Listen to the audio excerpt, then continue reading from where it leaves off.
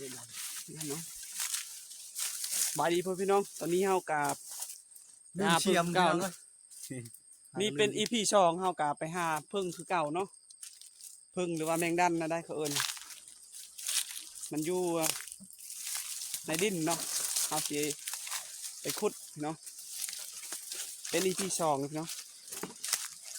กับบ่าวบุญลายคือเก่านี่เนาะตอนนี้ก็ฮอดจุดที่ว่าเฮาสิไปขุดแมงดันหรือว่าพึ่งคือเก่าเนาะอุปกรณ์ของเฮาก็เตรียมมาก็คือขวานแล้วก็คุมีผ้าบ่ฮู้ว่ามันสิมีน้ำหรือบ่เนาะแต่ส่วนหลายเพิ่นว่าน้ำพึ่งเดือน5นี่ก็แซ่บเลยพี่น้องเอ้ยตอนนี้กำลังเกี่ยมเลยพี่น้องเกี่ยมใหม่น้อยๆนี่เวลาจูดให้มันใหม่ไวๆเนาะ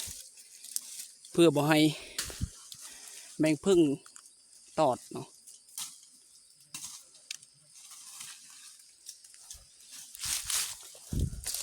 ตัวนี้ก็คือเฮาสิพัดเวลาหลังจากเฮาจูดแล้วเพื่อให้มันมีควันออกมาเนาะให้แมงพึ่งตัวนั้นมันหนีออกเซียนตัวนี้เป็นนายพรานนายเซียนที่ว่าเก่งที่สุดเชี่ยวชาญด้านการหาพึ่งพี่น้อง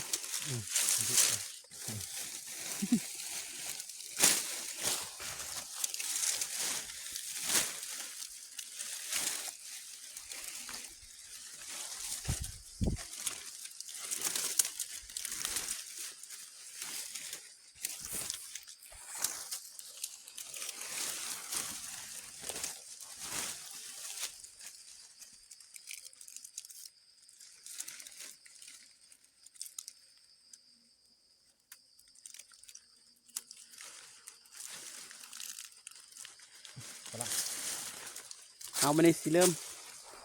ขั้นตอนการขุดพี่น้องเราใช้แพร่หรือว่าผ้าตัวนี้เนาะป้องกันบ่ให้มันตอดมันกัดพี่น้อง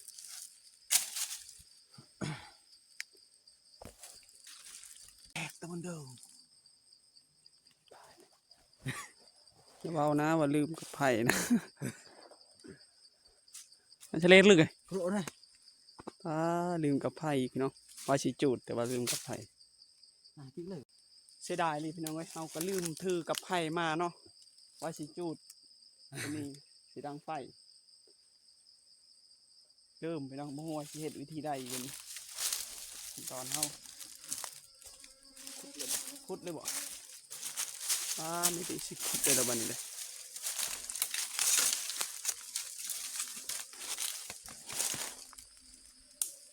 ก็ชาดาวไปเลย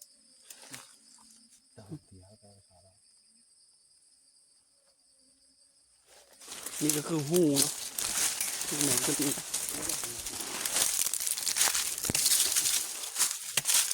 เอาไว้ละปิดตะกี้เลย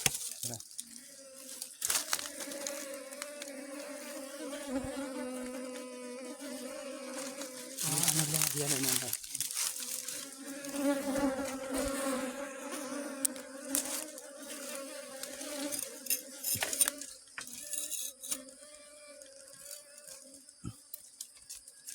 เอาขวานเลยนะเจาะบัดเดียวกันแล้วเจาะโอ้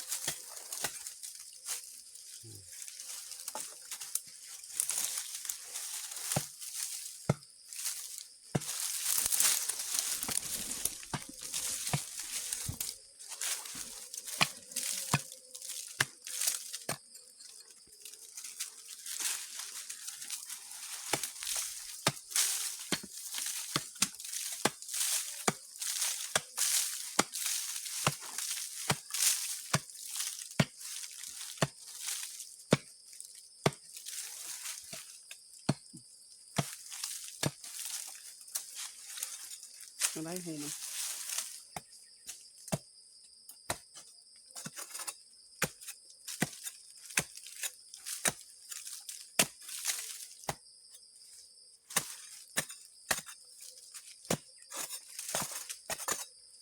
ได้เลยก็ได้เลยยังลึกอยู่นะตาเบิร์นมาแน่เลย โอ้ยังลึกอยู่นะ มาเต้น หูมันทางนี้ก็มีทั้งนี้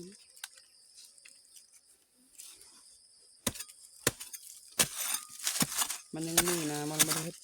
แบบนี้นะ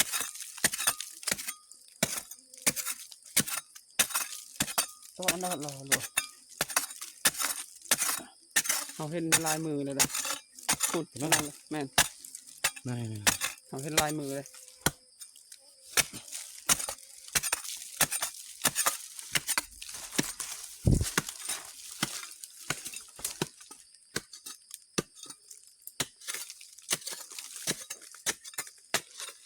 สุดยอดเซียนการเจาะพึ่ง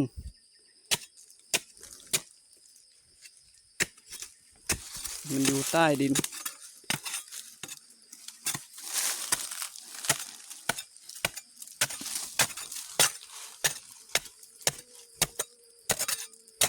ดินแข็งเนาะ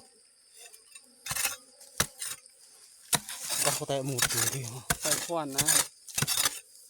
เอามาเป็นมือกล้องให้เขาอยู่ทั้งนี้เด้อเอาสีเจาะใส่พลังเวทมนต์นี่กัน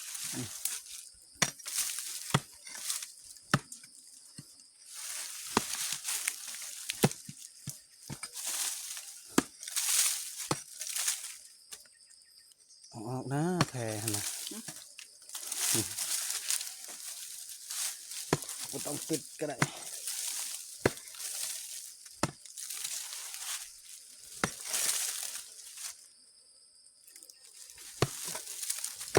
ว่ากันปฏิบัติฟังตีๆอ่ะ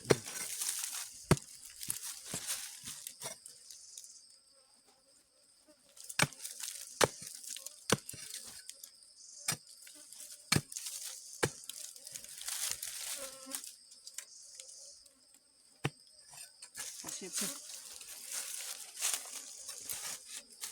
เอาละแต่หมุดกี่ละนี่ได้เป็นกะอยู่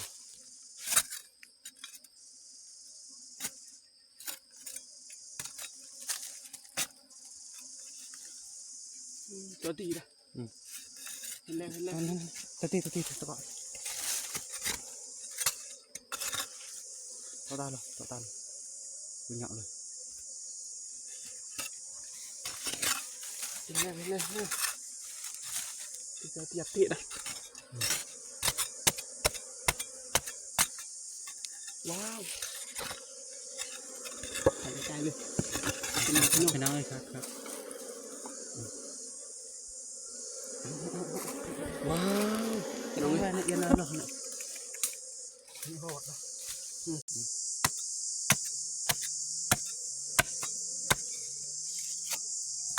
ก็คือ เอา เอาเลย เอ๊ะเลยนะ เอาเมนเอาบกาปันใดเลย ติดตาม เบิ้งดิว้าว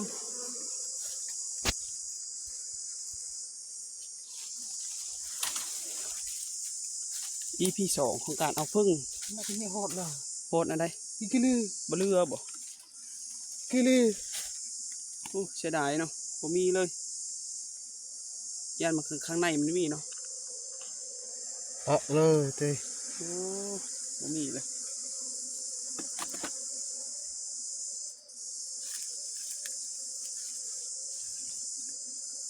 บ่มีน้ำพี่น้องเอ้ย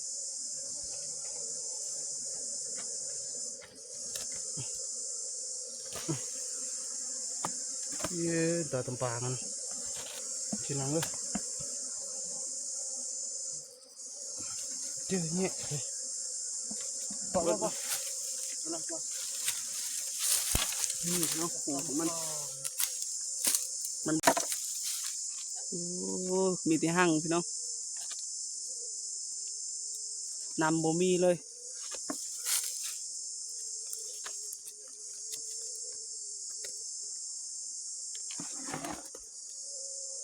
บ่มีจักหยดเลยบ่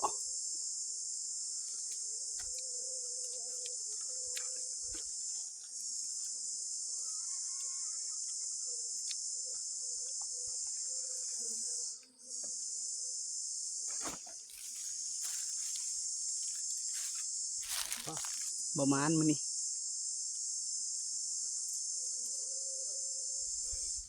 แดกต้น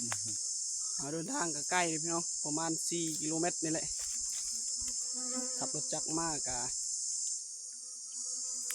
เอาก็จอดไว้ประมาณ100 เมตรเขาก็ย่างอีกเนาะเอาสำหรับคลิปนี้กะว่ามีหยังหลายพี่น้องฝากกดติดตามเลยเด้อ FC ทุกคนเจอกันคลิปหน้าแซ่บอยู่บ่กินชะนกมัน แซ่บธรรมดา